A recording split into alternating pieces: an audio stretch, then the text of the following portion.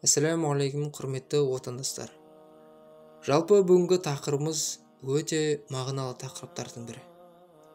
Адам баласы осы дүние есігін ашып, өмір сүрген уақытында көптеген сұрақтарға кенеледі.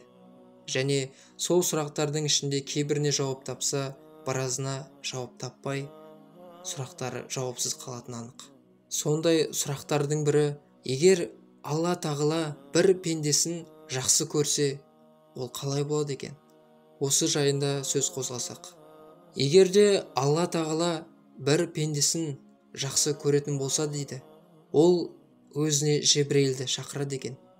Я Жебірейіл, мен мына пәленше деген құлды жақсы көрдім, енді сен де оны жақсы көр дейді екен.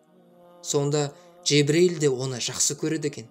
Содан кейін Жебірейіл жақсы көргеннен кейін барша аспан әлеміндегі періштелерді шақырып жинап, баршасын айтады екен: мына бір пендені Алла жақсы көрді, мен де жақсы көрдім, сендер де жақсы көріңдер дейді екен.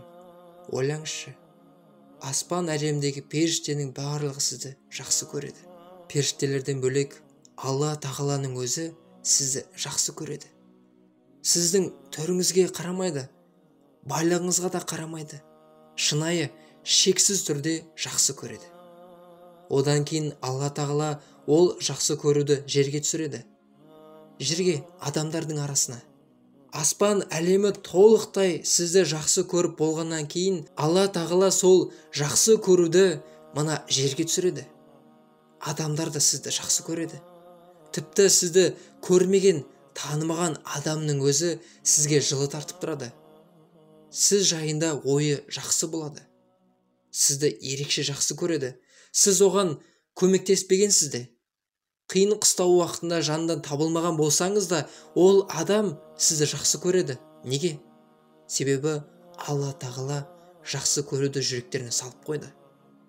Әрине, барлық емес, сізді жек көретіндер де болады. Бірақ кейбір адамдар мені жек көреді деп мұңаймаңыз. Себебі Алла тағала жақсы көруді кімдердің жүрегіне салады? Алла тағалаға жақын адамдардың жүрегіне салып қояды. Оларға сізге деген махаббатты сіңіріп қояды жүректеріне. Міне сол адамдар сізді шынайы түрде жақсы көретін болады. Қандай керемет нәрсе, иә? Енді ойлаңыз. Пәленше пендені жақсы көрдім деп сіздің атыңызды айтса: я Жебірейіл, мен мына Қайрат деген құлымды жақсы көрдім. Мейлі, атыңыз Қайрат па, Дарын ба, Есенгелді ма, Бақтілеу ма, қайсысы болсын, өз атыңызды осы жерге қойыңыз. Енді қайта елестетіп оқып көріңізші ойыңызда. Я Жебірейіл, мен мына пендемді жақсы көрдім, оны сен де жақсы көр, және періштелерді жақсы көрсін деп айтса, осыдан асқан үлкен нәрсе бар ма адамда? Алла тағаладан бастап барша періштелер сізді жақсы көреді. Және одан кейін Аллаға жақын адамдардың барлығы да сізді жақсы көреді. Әрбір басқан қадамыңыз жақсылыққа толы. Әрбір айтқан сөзіңіз де жақсылыққа толы. Әрбір істеген ісіңіздің өзі жақсылыққа толы болады да.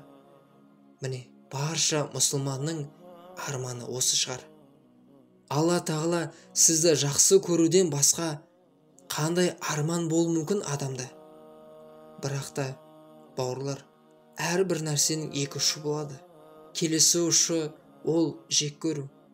Егер де дейді, қандай да бір пендені Алла тағала жек көрсе, тағы да Жебірейілді шақырады екен. Я Жебірейіл, мен мына құлды жек көрдім, оны сен де жек көргін дейді екен. Сонда Алла тағала жек көргеннен кейін Жебірейіл де жек көреді екен сол адамды. Жебірейіл тағы да аспан әлемдегі барша періштелерді жинап, мына бір пендені Алла тағала жек көрді, оны мен де жек көрдім, сендер де жек көріңдер дейді екен.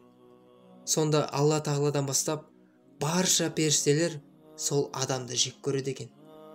Одан кейін Алла тағала сол жек көруді жерге түсіреді екен. Ойлаңызшы, аспан әлемі сізді толықтай жек көріп жатыр. Және жердегі адамдар да сізді жек көреді. тіпті жақындарыңыздың өзіне, жүректеріне сізді жек көру сезімін салып қояды. Ойлаңызшы енді. Не деген өте қиын нәрсе, иә? Алла тағаладан бастап барша періштелер сізді жек көреді. Әрбір басқан қадамыңыз бен әрбір басқан сөзіңіз, ісіңізді Алла тағала жек көреді. Періштелер де жек көреді. Және адамдар да жек көреді. Ал енді елестетіп көріңіз. Алла тағала жек көрем деп сіздің атыңызды айтса. Я Джебрейл, мен мына пәленше құлымды деген уақытта сіздің атыңыз айтылса. Өте қорқынышты нәрсе, иә? Өте қиын нәрсе ғой. Джебрейл, мен мына пендемді, құлымды жек көремін деп сіздің атыңыз айтылып тұрса, одан асқан жек көрінішті, одан асқан қорқынышты нәрсе бар ма? Әрине жоқ қой. Алла тағаланың өзі сізді жек көрсе, барлық періштелер сізді жек көрсе, одан кейін барша адамдар сізді жек көрсе, әрбір басқан қадамыңыздан, әрбір алған деміңізден қандай пайда бар? Әрине жоқ. Бірақ еш уақытта да кеш емес. Кеш емес. Неге? Себебі сіз әлі де демалып жатсыз. Әлі жаныңыз шыққан жоқ кеудеңізден. Еш уақытта кеш емес. Алладан кешірім сұраңыз, тәубе етіңіз. Алла тағала міндетті түрде қабыл етеді. Шынайы жасаған кешірім мен тәубені Алла тағала сөзсіз қабыл етеді.